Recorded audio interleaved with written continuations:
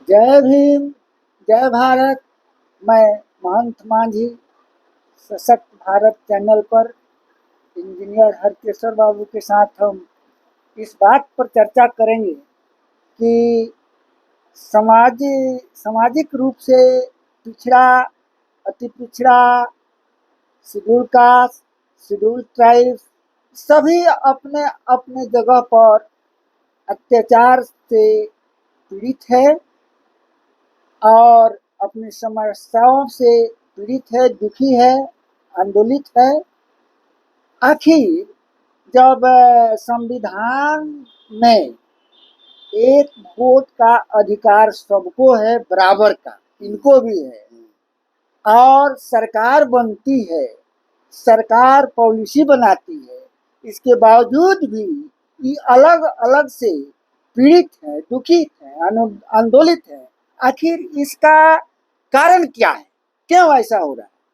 इस पर आपका हम विचार जानना चाहेंगे कि सब कुछ इनके हाथ में है, फिर भी ये काहे दुखी है। देखिए, संविधान में स्पष्ट रूप से व्याख्या माली दिया हुआ है और डॉक्टर अंबेडकर ने जो सबसे बड़ा काम किया, इसीलिए आज सबसे ज्यादा लोकप्रिय भी हैं और पूजनीय भी हैं। ठीक है, ये था कि हर एक क्षेत्र में सभी वर्गों का पर्याप्त प्रतिनिधित्व रहे, ताकि कोई वर्ग का सत्ता पर, न्यायपालिका पर, कार्यपालिका पर वर्चस्व नहीं। जब वर्चस्व हो जाएगा तो अपने हिसाब से काम करेगा। और सबका मान लीजिए वहां पर पर्याप्त प्रतिनिधित्व अगर रहता है, सबके बात मालिक लेकर किया जाता है, तो किसी वर्ग के खिलाफ कोई निर्णय नहीं होगा। मतलब पर्याप्त प्रतिनिधित्व देने का मैं समझता हूँ वही मकसद था।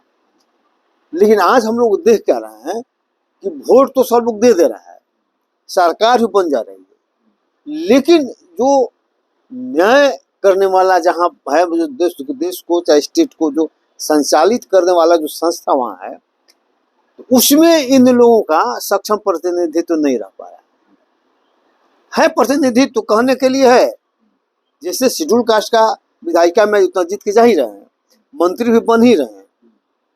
अति पिछड़ा में भी भाई प्रतिनिधि उनका पूरा नहीं है, इसके बावजूद भी कुछ ना कुछ सीट वो जीत के जा रहे हैं, मंत्री भी बनिए रहे। इसके बावजूद भी क्योंकि इनका प्रतिनिधित्व सक्षम प्रतिनिधि नहीं है, इनको किसी से पूछा नहीं जाता है, सिर्फ दिखाने के लिए दिखा दे के देखो ये है मंत्री, ये है।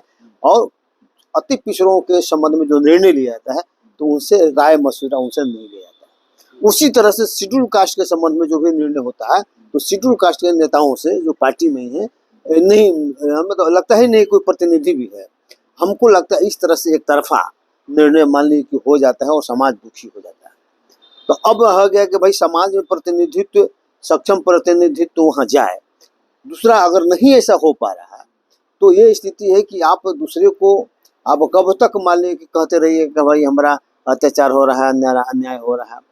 लेकिन एक प्रॉब्लम हो रहा है कि जो एससी और एसटी ईबीसी जो कमजोर लोग हैं, अब इन्हीं लोगों को न्याय नहीं मिल पा रहा। ठीक है, जो मजबूत है तो वो ले रहा है, लेकिन जो कमजोर है उनको न्याय नहीं मिल पा रहा है। तो इन लोगों को चाहिए कि मिलकर आप अपना एक विकल्प तैयार करें, पॉलिटिकल विकल्प। लोग भी चाहते हैं कि सत्ता के खिलाफ हम जाएं, लेकिन चूंकि विकल्प नहीं मिलता है तो विकल्प का अभाव में तो कम दुश्मन को चुनते हैं, अधिक दुश्मन और कम दुश्मन। तो कम दुश्मन को, छोटा दुश्मन को चुन लेते हैं, और जो छोटा दुश्मन जीत के जाता है वही बाद में बड़ा दुश्मन हो जाता है, और बड़ा दुश्मन फिर छोटा दुश्मन हो जाता है। तो इसलिए समाज के साथ एक प्रॉब्लम है कि नहीं। तो इन लोगों को चाहिए कि विकल्प दे, अगर विकल्प दे देते हैं तब तो होगा, अगर नहीं विकल्प दे पाएगा तो ऐसे ही होते रहेगा। लेकिन अब देखिए जैसे जैसे जागरूकता बढ़ रही है और चूंकि आंदोलन से ही विकल्प पैदा होगा, हमको लगता है क्योंकि आज तो पॉलिटिकल जो विकल्प जो पैदा हो रहा है ना, तो नेता का बेटा नेता बन जा रहा है, वही उसको प्रोजेक्ट कर दे रहा है। आज पार्टी का जो नेता जिसको चाहता है उसको प्रोजेक्ट कर दे रहा है। लेकिन आंदोलन से जब नेता पैदा होगा वही विकल्प असल में वो बनेगा और समाज का प्रतिनिधित्व करेगा, नेतृत्व करेगा। उसी के बाद हमको लगता है कि ये दूर होगा। तो यही मान लीजिए कि हमारा इस पर कहना था। जय भीम, जय भारत, जय संविधान।